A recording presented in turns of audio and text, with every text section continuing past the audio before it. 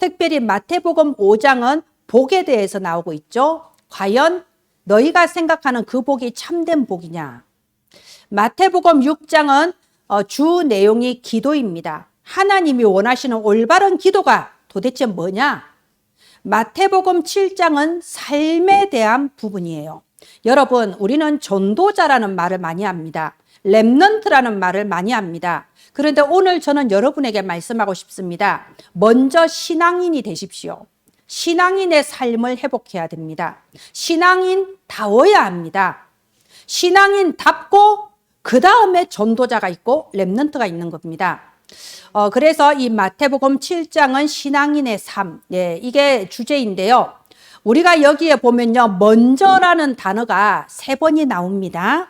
마태복음 5장 24절에 이렇게 돼 있어요.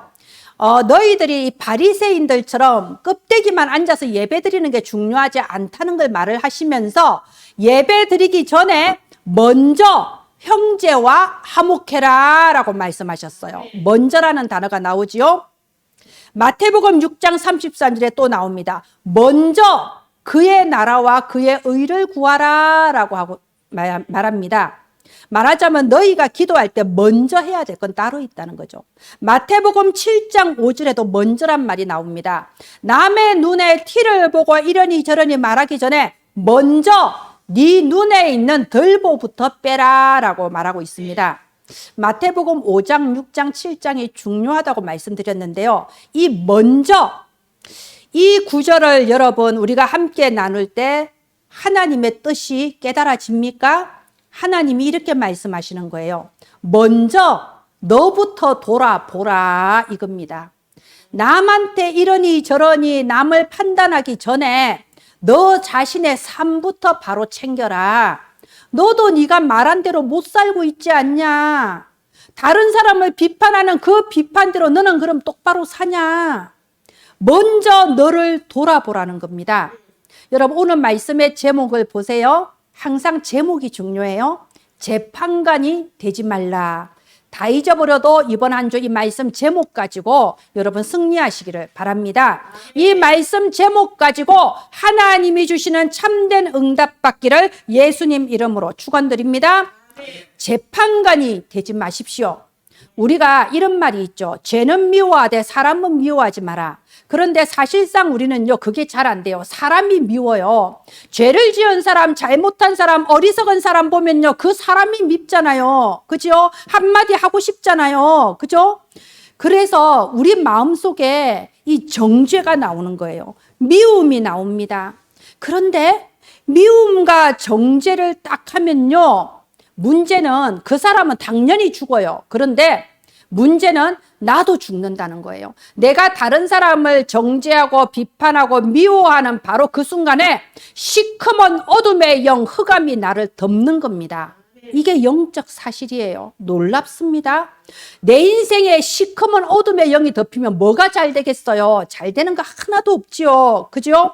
그래서 여러분 다른 사람을 정죄하고 미워하고 비판하면은 딱 이렇게 됩니다. 그 사람도 죽고 나도 죽고 다 죽어요. 교회도 무너져요.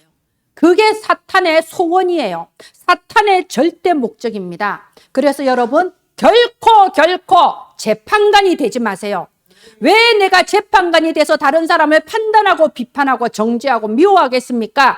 결코 되지 마세요. 왜요? 만약 그렇게 되면 나도 모르게 마귀를 기쁘게 하는 마귀의 심부름꾼이 된다니까요. 이 교회 공동체가 무너지고 믿음의 사람들이 무너지는 겁니다. 여러분, 그러면 그냥 놔둬야 될까요? 잘못한 사람 냅둬버릴까요? 지난주 말씀에 소금과 빛이라고 했습니다. 소금이 짠맛을 잃으면 그건 돌덩이에 불과해요. 단지 우리가 소금으로서 짠맛의 기준을 가지고 있으면 됩니다. 그것에 따라가면 안 돼요. 아니, 잘못된 사람을 보고 아 그렇구나 나도 저렇게 해볼까? 이거는 소금이 아니야. 돌덩어리야. 그냥 바닥에 밟혀버려요. 바닥에 떨어져가지고. 짠맛을 내는 소금이 되게 하소서. 하나님 내가 여기에 휩쓸려 가지 않고 짠맛을 내는 복음의 소금이 되게 하시고 이미 어둠이 장악해버린 이 현장에서 내가 빛이 되게 하여 주시옵소서 기도하시기 바랍니다. 하나님은 반드시 응답하세요. 여러분에게 정확하게 인도하실 거예요. 내가 무엇을 해야 될지, 어떻게 해야 될지 하나님이 반드시 응답해 주십니다. 결코 재판관이 되지 않게 하소서. 사람을 죽이는 재판관이 되지 않고 단지 복음의 소금과 빛이 되게 하소서. 여러분, 살리는 소금과 빛이 되시기를 예수님 이름으로 축원드립니다. 네, 다음 화면 해주세요. 우리가 여기 17절에요. 사실은 17절이 참 중요합니다. 마태복음 5장 17절 우리 다 같이 한번 읽어보겠습니다. 시작. 내가 율법이나 선지자를 폐하러 온 줄로 생각하지 말라. 폐하러 온 것이 아니고 완전하게 하려 함이라. 여러분, 우리가 복음은 자유고 복음은 해방이고 우리가 받은 구원은 그 누구도 빼앗아갈 수 없고 완전하고 영원한데 이 귀한 복음을 이용하려는 사람이 있습니다. 복음이니까 그래도 되지. 여러분, 이런 사람은 복음을 이용하는 사람입니다. 복음이니까 술 마셔도 되고 복음이니까 바람 피워도 되고 복음이니까 사기쳐도 되고 복음이니까 무슨 짓을 해도 그거 가지고 말을 하면 네가 복음이 아니야. 이 사람은요 진짜 쓰레기예요. 쓰레기라니까요. 재활용도 안 되는 쓰레기예요. 복음을 이용을 하는 겁니다. 복음을 이용하면 어떻게 되냐? 당장은요 나한테 유리하게 말로 이길지 몰라도 나 자신이 사탄에게 이용을 당하는 거예요. 하나님의 영광을 가리는 사탄에게 이용을 당하는 겁니다. 사탄은요 내가 곤두박질 쳐지고 내가 무너지기를 바래요. 내가 곤두박질 쳐지고 내가 무너지면 내 안에 있는 하나님의 형상이 영광을 받지 못하시거든요. 나를 완전히 무너지고 곤두박질 쳐서 쓰레기가 되게 만들어가지고 내 안에 임하신 하나님의 영광을 무너지게 하려는 거, 그게 사탄의 목적입니다. 그러니까 복음을 이용해서요 나의 방탕을 쫓아가면요 그게 바로 내 자신이 사탄에게 이용당하는 거라니까요. 오늘 예수님 말씀하지 않습니까? 내가 율법을 폐하러 온 게 아니다. 내가 십자가에 죽은 것은 너희가 방탕하고 사탄의 종노릇하라고 죽은 것이 아니라는 말을 하는 겁니다. 율법을 완성하려고 오셨다는 겁니다. 여기 18절에 보세요. 18절에 보면 천지가 없어지기 전에는 율법의 1.1획도 결코 없어지지 않는다고 했어요. 하나님의 말씀은 완전합니다. 하나님의 말씀은 결코 없어지지 않습니다. 그런데 누가 하나님의 말씀을 우습게 여기나요? 하나님이 분명히 말씀하시기를 간음하지 말라, 도둑질하지 말라, 거짓말하지 말라, 살인하지 말라. 누가 하나님의 말씀을 우습게 여깁니까? 그게 바로 사탄의 종노릇하는 겁니다. 그래서 20절에 보면 예수님이 결정적인 얘기를 했어요. 너희의 의가 서기관과 바리새인보다 더 낫지 못하면 결코 천국에 들어가지 못하리라. 여러분, 우리가 바리새인을 많이 욕해요. 그죠? 야, 바리새인 금만 예배 잘 드리는 것 같고 금만 율법을 지키는 것 같지만 속은 완전히 회칠한 무덤이고 썩은 뼈다귀밖에 없다. 그런데 예수님 이렇게 말하는 거예요. 바리새인은 겉모습이라도 그래도 반질반질한데 너희는 겉모습도 없지 않냐? 겉모습도 없고 알맹이도 썩어놓고 뭘 바리새인을 비웃습니까? 여러분, 주일마다 열심히 교회 다니는 할머니 집단인들 보고 아이 복음도 모르고 종교생활한다 비웃지 마세요. 그분들은 새벽 예배라도 드려요. 그분들은 수요 예배, 금요 예배 드려요. 그분들은 겉모습이라도 있다니까. 우리는 때로는 겉모습도 없고 알맹이도 없고 복음을 이용하며 마귀의 종노릇할 수도 있다 이 말입니다. 그래서 우리 마지막에 보세요. 5장 48절에 예수님 뭐라고 하십니까? 하늘에 계신 너희 아버지가 온전하신가 같이 너희도 온전하라. 온전하라. 하나님은 완전하십니다. 그러니까 우리도 완전해라고 합니다.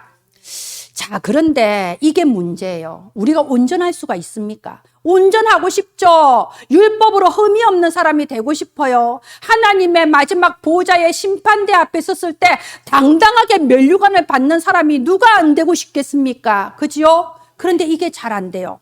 여러분, 이게 우리가 이 기독교에는요, 전통적으로 일곱 개의 악마가 등장을 합니다. 기독교 전통적으로 7개의 악마. 제가 그 악마 이름을 한번 말해 볼게요. 여러분 잘 아는 바알. 우리 성경에 자주 나오죠. 이 바알은 뭘 의미하냐면요, 식탐을 의미해요. 지금에야 뭐 식탐이 그렇게 큰 죄냐 싶겠지만요, 옛날에는 굶어 죽는 시대 아닙니까? 굶어 죽는 사람이 수두룩한데 내가 식탐을 부린다는 건 다른 사람의 먹을 것을 빼앗아서 죽인다는 뜻이에요. 식탐을 이게 관장하는 바알. 또 그 다음에 맘몬이 나옵니다. 맘몬은 돈에 대한 탐욕이에요. 돈이 신인 거예요. 돈이 하나님입니다. 맘몬. 아스모데우스, 이거는요 세교기예요. 말하자면 음란의 죄를 짓게 만드는 아스모데우스가 있습니다. 벨페고르라는 마귀가 나옵니다. 이 벨페고르는요 게으름, 중독, 내가 하고 싶은 것에 중독이 돼서 그것만 주구장창 하는 거예요.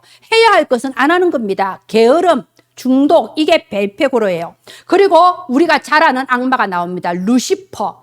여러분, 루시퍼는 좀 특별해요. 루시퍼는 원래 악마가 아니었어요. 천사였잖아요. 그 이름이 빛나는 자예요. 빛나는 자. 그런데 루시퍼가 관장하는 죄가 뭐냐? 교만입니다.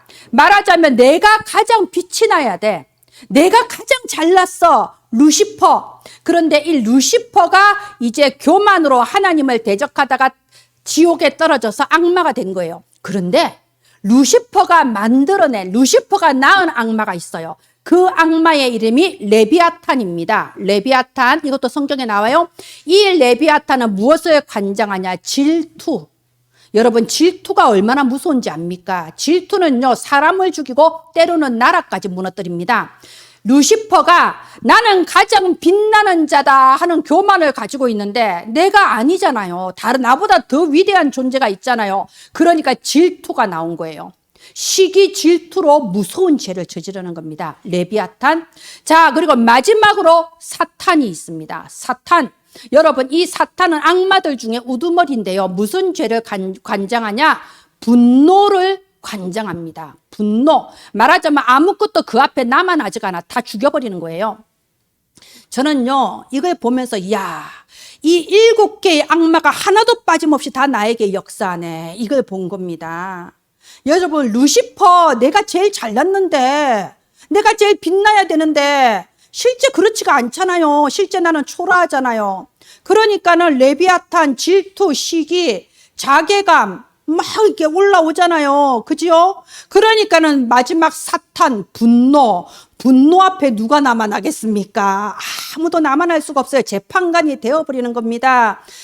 여러분, 혹시 여러분 마음속에 이런 게 들어오면 식탐이나 돈에 대한 욕심, 나는 왜 돈이 없을까? 돈에 대한 욕심, 또는 어떤 음란, 그리고 어떤 중독, 그런 오만, 질투, 분노, 이런 게 여러분 안에 살 들어오면요, 아이고, 이 마귀가 또 나에게 역사하네. 이걸 아셔야 돼요. 알면은 안 속아요. 모르니까 속는 겁니다. 이게 기독교에서 말하는 악마들인데요. 제가 왜 지금 이런 얘기를 합니까? 우리가 구체적으로 알고 당하지 말자는 얘기를 하고 있는 겁니다.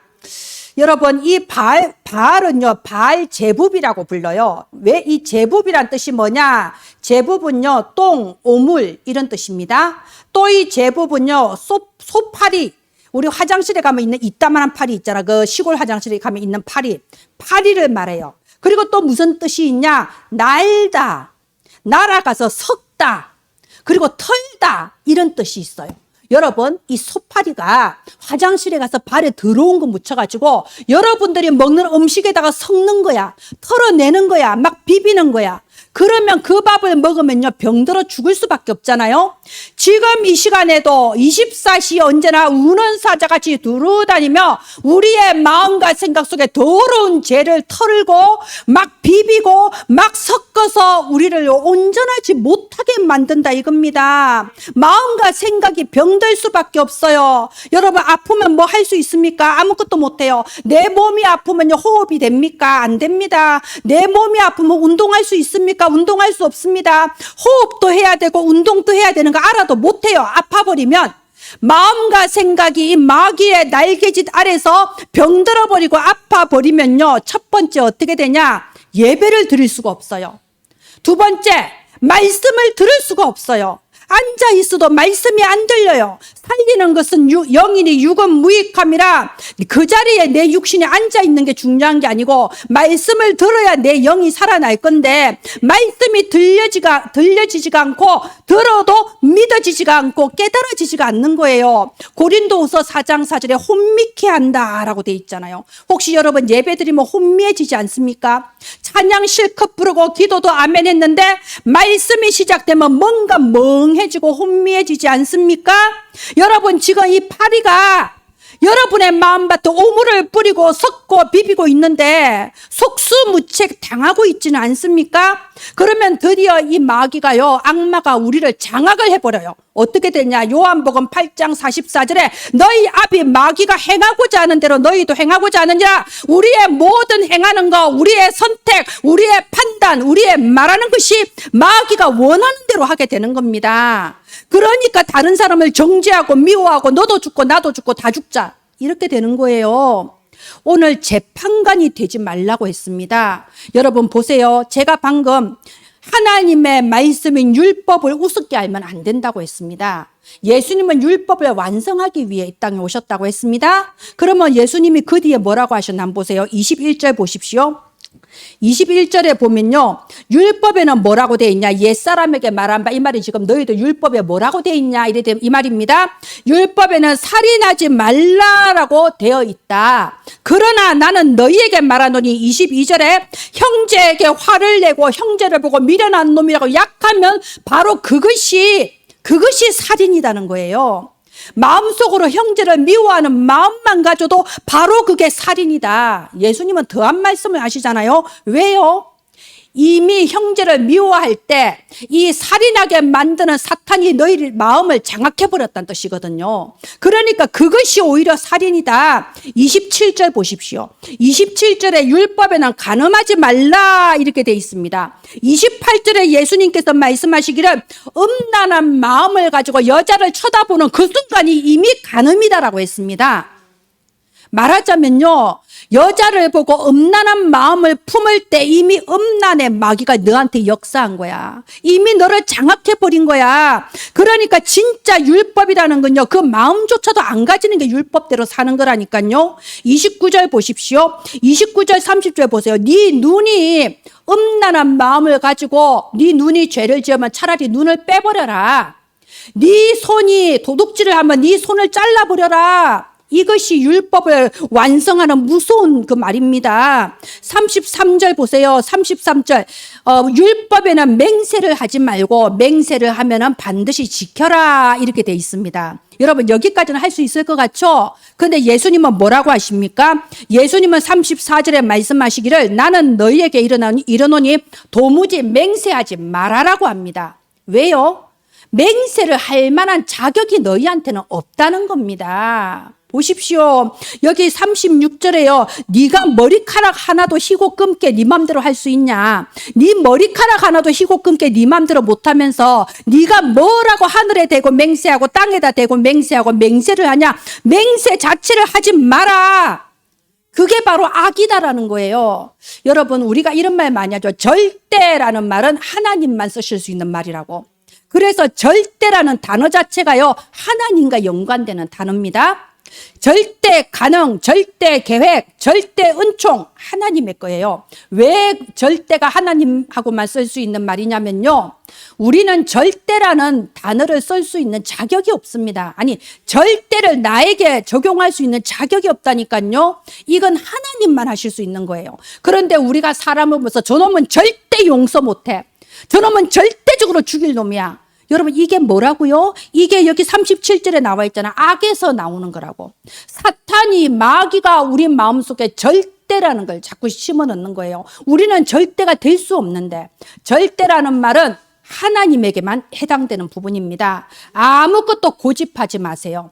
아무것도 이거는 원래 이런 거야 말하지 마세요. 우리의 기준은 세상적인 거고요. 세상적인 것은 다 시간 지나가면 변하는 겁니다. 절대 변하지 않는 건 하나님의 말씀밖에 없다 이겁니다. 그것뿐이 아니에요. 너희가 정말로 율법을 잘 지키고 율법대로 살면 어떻게 해야 되냐? 여기 39절부터 보면요. 누가 네 오른편 뺨을 치면 왼뺨 또 돌려대라네. 여러분 이게 정말 여러분 가능합니까? 누가 내 오른뺨을 치는데 여기도 때려줘. 뭐 코미디예요? 말이 안 되잖아요. 그죠? 그리고 그 뒤에도 보세요. 누가 너한테 오리만 같이 가달라면 심리를 같이 가지고 누가 너한테 돈을 구워달라면 거절하지 말고 다 빌려주라네. 인생 망하는 지름길입니까? 이게 뭡니까? 그런데 예수님은 지금 그걸 말하는 거예요. 그러면서 그것이 너희가 율법을 온전하게 지키고 사는 온전한 삶이라고 하는 겁니다. 여러분 스스로에게 한번 질문해 보세요. 우리는 온전합니까?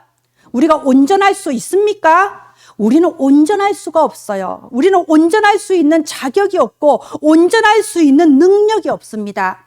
그런데 예수님 말씀하십니다. 하나님이 온전하신 것처럼 너희도 온전하라. 그 길이 있어요. 히브리서 12장 2절에 이렇게 되어 있습니다. 믿음의 주요 온전하게 하시는 예수를 바라보라. 예수 그리스도를 바라볼 때 우리가 온전할 수 있는 겁니다. 왜요? 여기 17절에 나온 대로 예수 그리스도께서 율법을 완성하셨거든요. 우리는 결코 율법을 지킬 수가 없는데 그리스도께서 이 율법을 완성시키셨어요. 우리가 갈라디아서 3장 24절에 이런 부분이 나옵니다. 율법이 뭐냐? 여러분 율법과 복음을 잘 이해하셔야 됩니다. 혼미케 하는 사탄은 예수 이름 앞에 결박받을지어다. 우리에게 신령한 지혜와 총명을 주셔서 이 시간에 율법과 복음이 잘 이해가 되기를 바랍니다. 율법은 뭐냐? 율법은 우리를 그리스도에게로 인도하는 초등교사다라고 되어 있어요. 보세요. 우리가요, 조그만 초등학생 아이한테, 아주 비싼, 아주 어려운 방정식, 미적분 이런 걸 가르칠 수 없잖아요. 초등학생은 초등학교 교사가 가르쳐야 됩니다. 그래서 어린이 메시지는 어린이 사역자가 하는 거예요. 자, 저기 류 목사님은요, 절대로 어린이 수련회 메시지 안 하십니다. 일단 애들이 류 목사님 메시지 자체를 안 들어요. 그죠? 수준이 다르니까. 그러니까 초등교사가 필요한 겁니다. 그래서 하나님은 우리에게 율법을 주신 거예요. 살인하지 마라, 간음하지 마라, 맹세하지 마라, 도둑질하지 마라. 이것은요, 이 율법을 잘 알므로 해서 나는 절대로 온전할 수가 없다. 나는 절대로 구원받을 자격이 없다. 이거를 깨닫고 그래서 율법을 완성하신 그리스도께로 나아갈 수 있도록 인도하는 초등교사로서 율법을 우리에게 주셨다. 지금 그 말씀을 하고 있는 겁니다. 그래서 보면요, 복음도 초등복음이 있어요. 어린이 복음이 있어요. 제가 보면 두 가지예요. 우선 첫 번째는요, 진짜 초등학생처럼 율법대로 지켜야 살아. 이게 바리새인 수준이에요. 율법을 주셨으니까 율법대로 지켜야지. 이게 신천지 수준이라니까요. 신천지에서 그러잖아요. 말씀은 하나님이시니까 우리가 말씀대로 살아야 된다. 이게 바로 초등 수준이라는 겁니다. 절대 할 수 없는데 하려고 애를 쓰는 거예요. 자, 두 번째 초등 수준이 있습니다. 어차피 못 지키니까 그냥 냅둬버려. 예수님이 끝내셨어. 하고 싶은 대로 살아. 이제는 상관없어.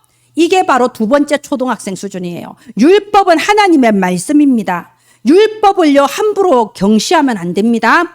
율법을 정말로 좀 제대로 올바르게 깨달으면요, 이런 결론이 나와요. 나는 절대 구원받을 수 없다라는 결론이 나옵니다. 나는 소망이 없다. 이 결론이 나와요. 나는 죄인이다. 이 결론이 나와요. 아까 제가 서론에 먼저라는 단어를 말했습니다. 다른 사람 말할 거 없어. 먼저 나부터 죄인이구나. 이게 깨달아진다니까요. 이 창세기 3장의 죄 어떡할 건데요? 내가 지금까지 지은 그 눈으로 쳐다보기만 해도 죄라는데 여자 보면 눈이 저절로 돌아간다면서요, 남자들은. 어쩔 건데 그 죄는 100% 눈을 다 뽑아버려야 되겠네. 나는 안 된다니까요. 그래서 여러분, 복음을 제대로 깨달으신 분들은요, 전부 다 똑같이 이거부터 깨달은 거예요. 여러분, 바울이 뭐라고 했습니까? 디모데전서 1장 15절에 내가 죄인 중에 괴수다. 죄인 중에 내가 제일 죄인이다. 여러분, 이게 진짜 복음을 제대로 깨달은 거예요. 여러분, 사람들은요, 죄의 종류를 가지고 얘기합니다. 저 사람은 그냥 5천만 원을 횡령을 했는데 나는 50만 원밖에 횡령 안 했으니까 나는 죄인이 아니다. 여러분, 죄의 종류가 문제가 아니라니까요. 사람들은 죄의 종류를 보지만 하나님은 죄의 무게를 보십니다. 그런데 모든 죄는 무게가 똑같아요. 한 사람도 빠짐없이 다 죄인입니다. 여기서부터 복음이 시작되는 거예요. 도대체 누가 이 창세기 3장으로부터 시작돼서 하나님을 안 믿으려고 하고 하나님을 자꾸 등 돌리려고 하고 예배를 거부하려고 하고 말씀을 듣기 싫어하게 만드는 이 불신앙의 이 존재, 우리가 어떻게 이길 수 있습니까? 이렇게 아까 제가 7가지 죄악을 말했습니다. 7가지 죄악을 우리한테 섞어 넣어서 마귀의 그 장악되게 만드는 이걸 우리가 어떻게 이길 수 있습니까? 절대 해결할 수 없습니다. 꼼짝없이 지옥에 가야 됩니다. 여러분, 어느 날 닥치는 이 재앙은 부적을 100장을 붙여도 해결이 안 되는 거예요. 내가 정신 차리고 똑바로 살면 되지, 정신 차리고 똑바로 안 살아서 감옥을 갑니까? 어떤 사람은 어릴 때부터 나는 크면 전과자가 돼야지 청운의 꿈을 품고 감옥에 갑니까? 아니잖아요. 내 맘대로 안 되는 게 인생 아닙니까? 누구는 결혼할 때 내가 5년만 살고 이혼해야지 마음먹고 결혼한 사람 있나요? 내 맘대로 안 되는 겁니다. 교회를 다니면 될까요? 아니요. 아까 말했죠. 살리는 것은 육이니 영은 무익하니라. 교회 다닌다고 해결되는 게 아닙니다. 나는 절대 할 수 없구나. 나는 죄인이구나. 이걸 깨닫는 데서부터 복음이 시작되는 거예요. 올바른 복음이 그때부터 시작됩니다. 바울이 이렇게 말했어요. 로마서 7장 24절에 오호라 나는 곤고한 사람이로다. 누가 이 사망의 몸에서 나를 건져내랴. 바울이요, 이 하나님의 말씀을 가만히 묵상하고 깨달아 보니 진짜 소망이 없는 거예요. 나는 진짜 먼지만 또 못하는 쓰레기 중에 쓰레기고 죄인 중에 괴수구나. 그런데 바로 그 다음 25절에 뭐라고 고백하냐? 우리 주 예수 그리스도를 주신 하나님께 감사하노라. 여러분, 율법으로 할 수 없는 것을 예수 그리스도께서 이루시는 거예요. 하나님께서 주신 유일한 해결책이 여자의 후손 예수 그리스도입니다. 여자의 후손이 뱀의 머리를 밟아서 문대서 비벼버린다니까요. 여러분, 머리가 문대지면 살 수가 없어요. 머리가 조금 깨지면 꿈에서 살지만 문대지면 살 수가 없어. 예수님께서 여자의 후손이 뱀의 머리, 사탄의 머리를 밟아 문대버리셔요. 오직 한 이름, 그리스도.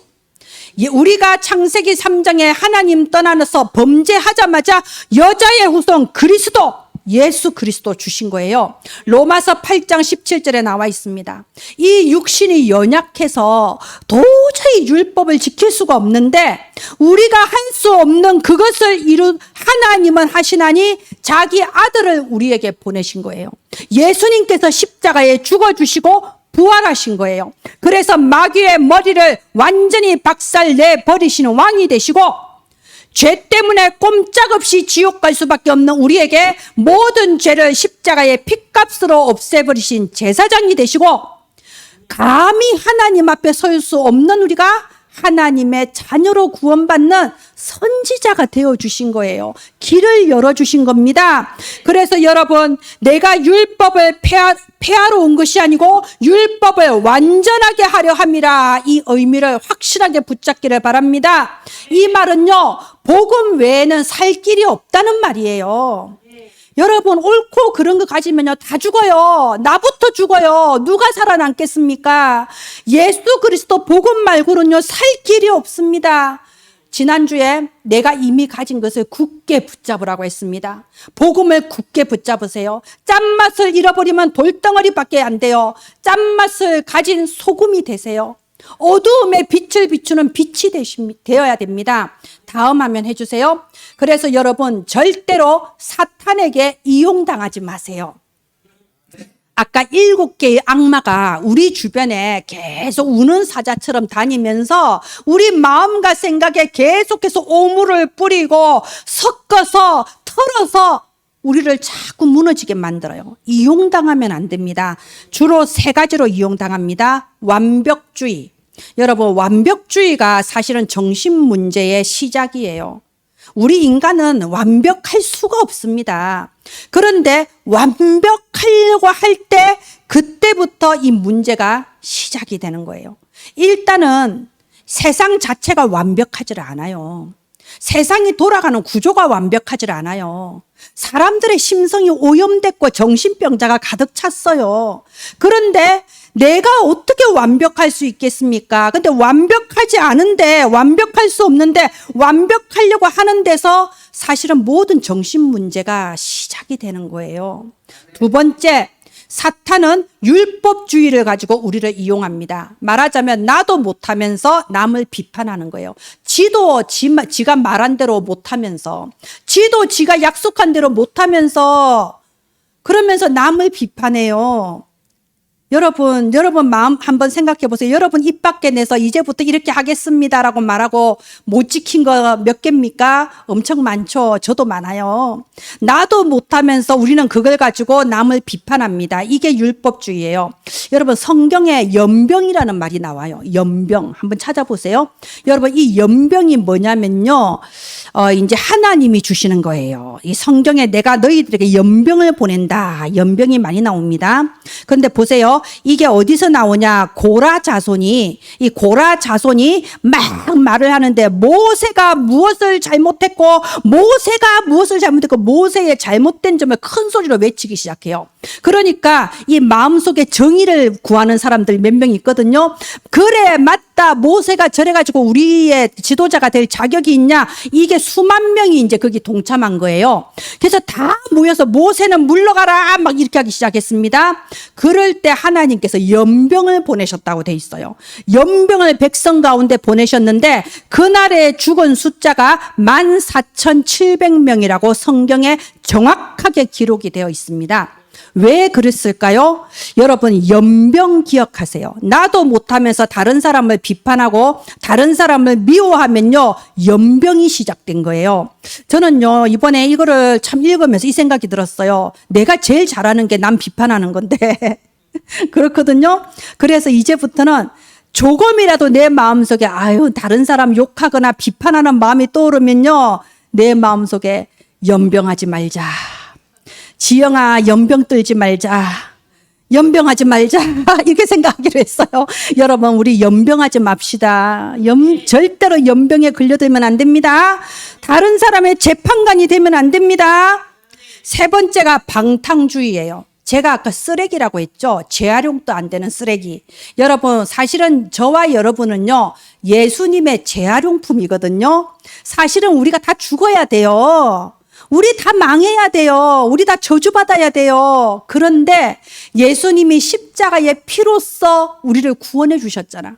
우리를 재활용시켜 주신 거야. 우리에게 생명 주시고 이제는 세계복음화를 향하여 사는 이런 고귀한 인생으로 재활용을 시켜 주신 거잖아요. 응감생심 우리가 그럴 사람입니까? 여러분 어머니 아버지 친척 생각해보면 우리가 그럴 사람인가? 밥 먹고 사는데 급급하면서 눈에 보이는 것만 보고 살다 죽을 인생이지. 응감생심 우리를 재활용하셔서 세계복음화의 사람으로 재활용해 주셨어. 그런데 이 구원의 은혜를 내가 유리하게 이용을 한다면 그야말로 재활용도 안 되는 쓰레기라니까요. 쓰레기예요, 여러분. 예수님께서 병든 환자를 고치면서 요한복음 5장 14절에 이보다 더 심한 것에 걸리지 않도록 다시는 죄를 범하지 말라 했습니다. 이미 구원받았는데 또 죄를 범하면 더 심한 것에 걸려든다니까요. 더 심한 문제가 발생을 해요. 간음한 여인을 보고 이렇게 말씀하셨습니다.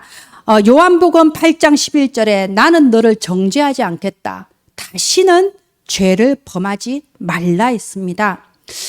사탄에게 이용당한 그 세 가지 완벽주의, 율법주의, 방탕주의. 이번 주에 이 똥파리가 다니면서 나한테 이게 오염은 똥을 뿌리는구나 생각하고 절대 속지 마세요. 연병하면 안 됩니다. 예, 다음 마지막 결론해 주세요. 결국 우리를 살리는 건요, 복음이에요. 예수 그리스도 복음만이 나를 살게 하고 다른 사람 살리고 다 살리는 겁니다. 다른 걸로는 안 돼요. 잔소리 한다고 안 살아나요. 지혜롭고 수준 높은 말한다고 그 사람이 살아나지는 않습니다. 우리가 네가 정신 차리고 살아라 1000번을 말한다고 살아나지 않아요. 결국 사람을 살리는 것은 복음밖에 없습니다. 예수 그리스도의 피로써 우리가 구원받은 것처럼 그 조건 없는 사랑, 조건 없는 용서, 그리고 조건 없는 기다림, 이것이 사람을 살리는 겁니다. 여러분, 생명이 있어야 살아요. 제가 어떤 목사님 그 사위 얘기를 들었는데요. 이제 이 딸이 결혼을 하는데 불신자 남자를 데리고 와서 결혼을 하겠다. 목사님이 싫잖아요. 그런데 이 불신자 남편이 이제부터 신앙생활 잘하겠습니다. 약속을 했어요. 그래서 목사님이 결혼을 허락을 시켜줬다고 그러더라고요. 근데 나중에 이제 다른 목사님들 얘기를 들어보니까 그 사위가 이 목사님의 딸에 비해서 스펙이 훨씬 좋았대요. 조건이 훨씬 좋았던 거야, 세상적으로. 그러니까 사실 그것도 영향을 끼친 것 같아.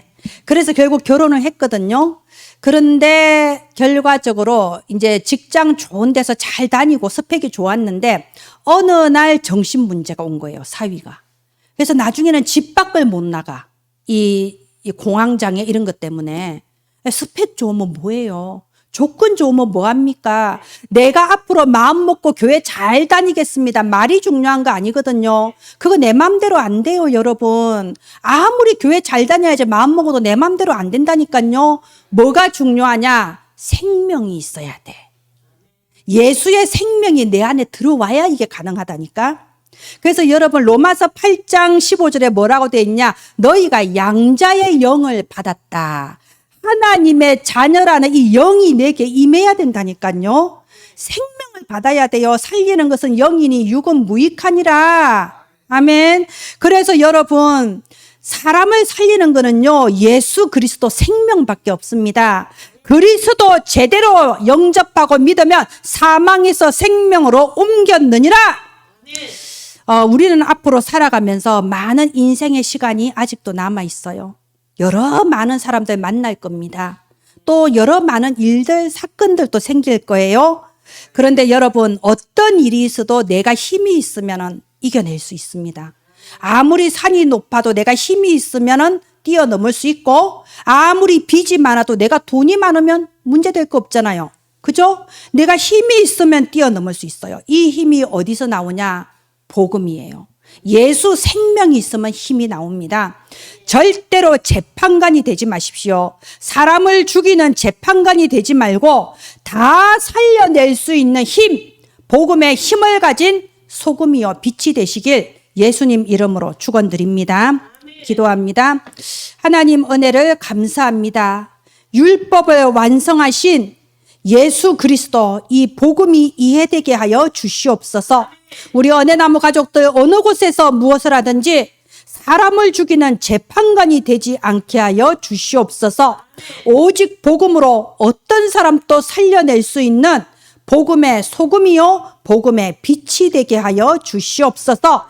바로 오늘부터 복음의 놀라운 권능이 우리 은혜나무 가족들의 모든 삶의 현장에 임하여 주시옵소서. 살아계신 예수님 이름으로 기도합니다. 아멘.